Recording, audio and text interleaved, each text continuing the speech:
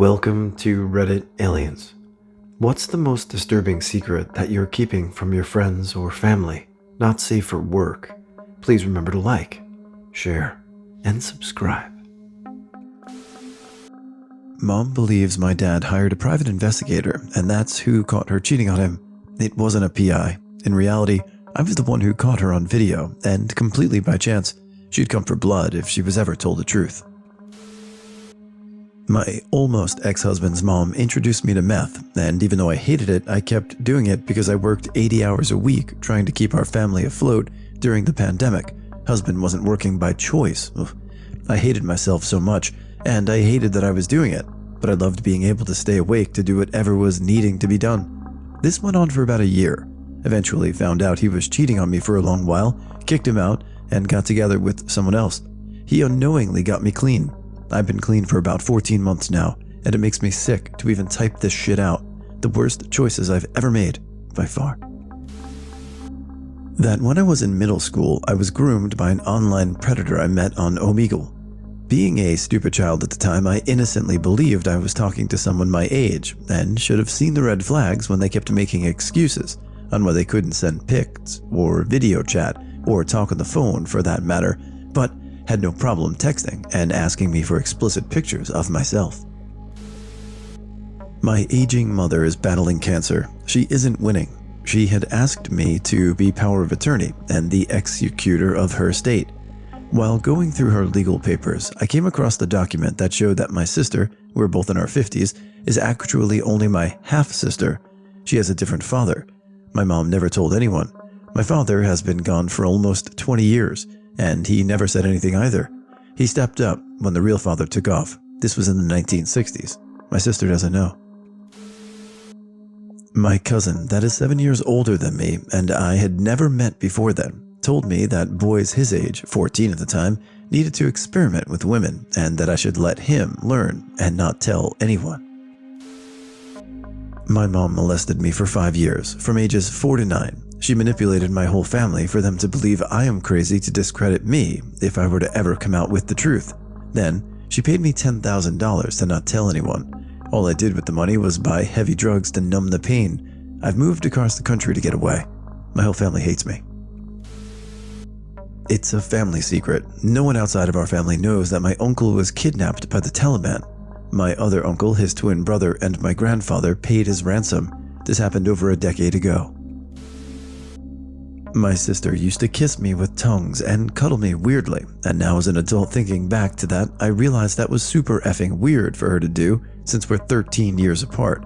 At minimum, she would have been 20 when that happened, and I would have been 7 at least. Nothing else happened, so maybe it was innocent stuff, but I don't know. If I was 20 and made out with a 7-year-old sister, I'd be in effing prison. The only reason I'm still here today is because I forgot to load a round into the chamber of my pistol when I was 18.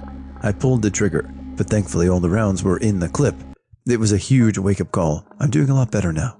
If you believe that everything happens for a reason, then you're definitely still here for a reason. Make the most of it. Good. This is something sad and a bit not safe for work. When my abusive stepdad was around, he would molest me and my brother. We were his stepkids. He tried to make us do things to each other in front of him once. I ran and locked myself in the bathroom and threatened not to come out until Mom got home from the gym. He coaxed me out and never tried again. I learned that he was scared of my mom because she had military training, and he tried to hit her once. She grabbed his hand and threatened to kill him if he did or hurt us. She never knew he did anything to us because he was a master manipulator. To add, he got arrested because I told and got 50 years. One day, I woke up after a very manipulating relationship had ended and realized I didn't know how to feel anything but anger. I never really feel happy or sad, let alone cry. I'm never excited for anything. People have died and I just can't seem to feel anything. I put on a great face, can fake most of my emotions, but deep down, I don't really feel anything positive or negative besides anger. The more I type, the more I realize I don't even know how to put it all into words. I have stage 4 breast cancer and a prognosis of stable. I could be here for years and years, doing my treatment and living my life, not secret.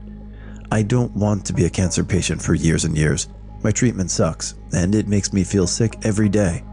My brain sucks due to chemo. There are some real cognitive difficulties. I had to give up a career I loved. I'm entry-level call center from home now.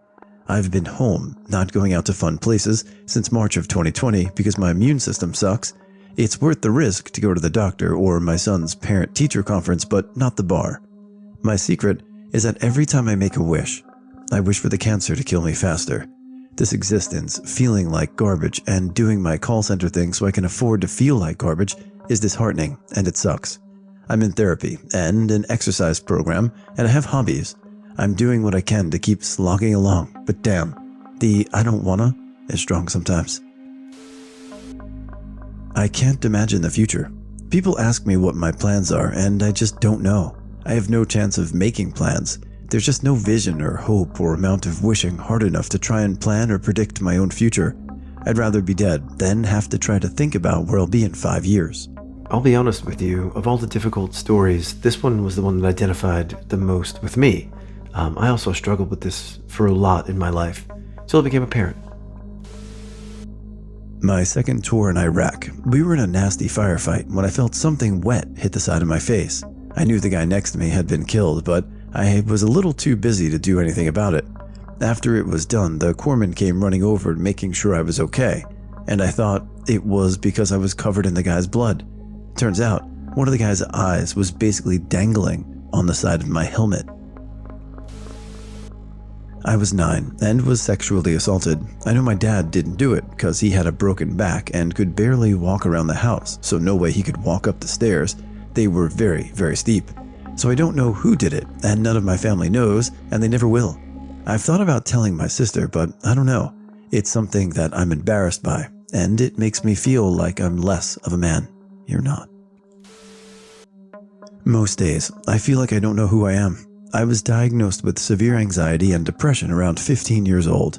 I feel like I never got to develop a personality. I've never been able to hold down a job for more than a few months due to my mental health.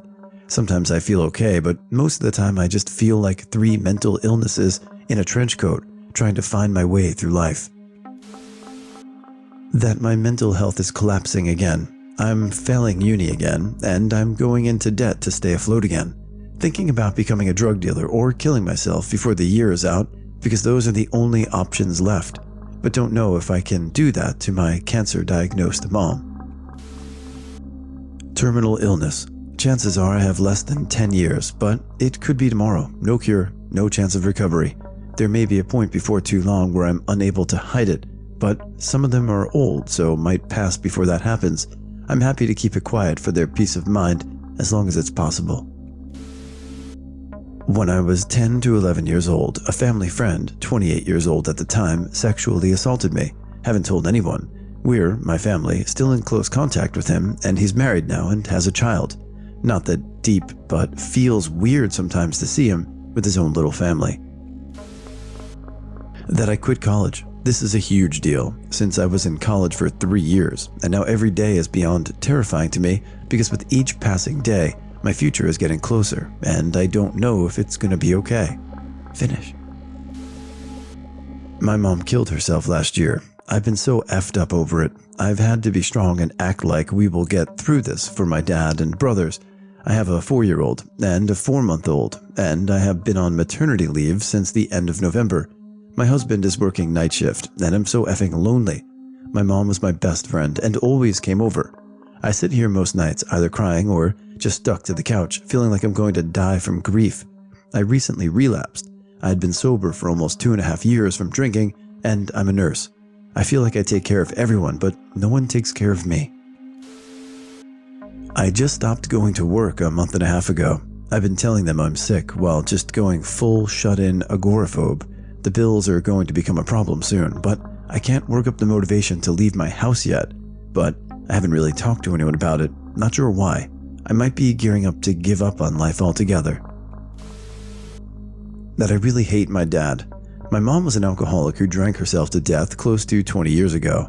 My dad pretty clearly never wanted the responsibility of raising kids, have a half-sister from his first marriage, and has been remarried twice now. You could tell he never wanted to spend his free time with either me or my sister. who I also don't really get along with, and just wanted to be there on his convenience and for good times. He'd verbally chastise me for not being interested in doing the stuff he wanted me to be interested in, like sports. I had some emotional problems that kept me from doing well in school, and I'd get verbally abused for bad grades or anything that would cause him to have to take time to be a parent. I moved out at 19, and a lot of the stress in my life at the time disappeared because I haven't had to see him all that time. I started visiting less and less, and noticed when I did come around, all he did was complain about my sister or the current wife's kid being a drain on him. He wasn't even really concerned about me anymore. We'd still get together a few times a year for holidays and stuff, but I'd find myself dreading visits because he'd always try to emotionally manipulate me, so I'd feel bad about not coming around more often. I tried to get a bit more involved with him after a few years, but he'd always have some excuse for why he couldn't spend time with me, even though he's retired and doesn't have much of a schedule anymore. My wife even got into a little argument with him via text last summer, and I found out from my sister that he thinks my wife and I are overreacting to what he said. Even though it wasn't anything major, he's still yet to apologize to my wife, aside from a half-hearted text that I'm pretty sure my stepmother put him up to. I am hopeful that the next time we move, when and if we can afford a house, I won't send him my new address, and I can just sever ties completely. I've kept a lot of secrets about my marriage to my late husband. I didn't tell anyone knowing he was alive about how he'd scream and curse at me, or that he was an alcoholic. After he died, I found mountains of evidence of his unfaithfulness, and I still didn't tell anyone. I could never figure out where all our money was going, and he would rage until I quit asking. Turns out, it was going to escorts. I loved our marriage most days and had no idea about the infidelity until after he was gone. He was a good guy overall, even if tormented, and I don't want to taint the memories people hold of him. He's been gone for a few months now, and I haven't told my family that I'm dating again. I know they would understand if I told them about the reality of my marriage, but I feel too much loyalty to him to reveal the truth about him. That I had an abortion. I told my birth mom side of the fam that I was instantly called a baby killer. I didn't like that side anyways, and had just met them a few months prior. I'd never dare tell my dad's side. That's who I grew up with. It almost slipped out of my mouth once when we were on the topic, and I instantly changed it to miscarriage, which I feel so guilty about. I did have a miscarriage between my two existing children though, and I know what that's like as well. Sometimes I want to talk about the abortion because I have so many feelings about it still, and it's not something I wanted to do but needed to do. It would have been a girl too. I have two boys and always wanted a girl. I'll never tell them the truth. I had an abortion when I was 18 years old. My family is almost militant when it comes to being pro-life. The man I was dating punctured condoms when we'd have sex because he wanted me for life. He was insane and eventually stalked me for the better part of a year. Everyone thinks it was a miscarriage, but I was not going to bring a child into a life where he or she would be terrified of their father. We had to euthanize our cat because we couldn't afford the medical bill. He was 10 years old and healed poorly from a life-saving surgery to get a string removed. He lost so much weight and was on the verge of liver failure. My cat looked like he was in so much pain. My dad, devout Muslim, loved that cat. He wasn't at the vet when this was happening, since he believes euthanasia is a sin. We told him our cat died during the imaginary operation due to complications. I've never seen him cry so much. A part of me will always resent my stepmom and half-brothers, and my dad for remarrying. My mom passed away from breast cancer when I was 14, 23 now, and she had been fighting it for 19 years at that point. My dad has always been an amazing parent. My stepmom is nice and cares for me and my sister, even though we aren't hers. She's my stepmom in name only. We have an unspoken agreement that I don't want her to be my mom, and she doesn't want to be either, and we're fine with that. I love my brothers, and they're great, but still too young to really understand the whole situation with the family. I shouldn't have any reason to be bitter, because they've never done anything bad to me, but I can't help but feel like my mom is just being pushed into memory, and that I'm the only one missing her every day. I know it's not true, but it's hard. Now, this is a tough situation, so I'm only giving what I get from the information provided, but your father should have happiness too. And you're young, give it time. If she's a good woman, it'll be good. That I took my now ex-girlfriend to get an abortion. She wanted to keep it, but I was in a downward spiral in life, soaked in drug abuse. I couldn't even think about having a child in that moment, as I could barely take care of myself. She eventually agreed, but I know deep down that she wanted to keep it. We broke up a couple of weeks later after the abortion, as she couldn't even look at me anymore. It's been 5 years since then, and I still hate myself every single day because of it. I wonder what that child would have been like, and if I ever would have been able to take care of him. Also, the abortion clinic was under renovation at the time we arrived, so they moved the clinic into the maternity ward at the hospital. My girlfriend was taken away for the procedure, and I was left sitting in the waiting room holding back tears. A man sat down next to me and said, "I know it's scary, man, but it'll be the best moment of your life. My wife is in labor right now." Later on, the same man and his wife were being moved to another room, as she had just had her baby. My girlfriend had just come out at the same time and was under a heavy amount of pain medication. She saw the newborn baby and said, "They just had a baby and I just killed one." I hear that sentence every single day.